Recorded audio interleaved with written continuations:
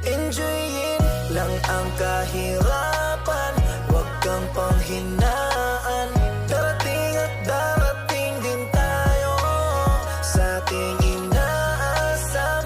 Tuloy lang, Panginoon ay di tayo iiwanan.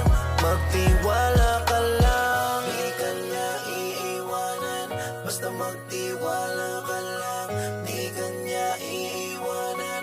Basta magtiwala. Panginoon, di tayo iiwanan kahit na nahihirapan, patuloy na gumapang. Ituloy mo lang kung anong nasimulan, huwag magkatubili o magalangan. Maniwala sa sarili, umabante at di baling dahan-dahan. Importante, umuusad lang nang walang inaapakan. Danas na ako sa lahat, paghihirap at bigat, makikita sa balat, sa kaliwat ugat, kung paano kataway pinaiyak. Sa bawat pagpataka merong aral at inspirasyon na tumatak, dahilan kung ba't patuloy akong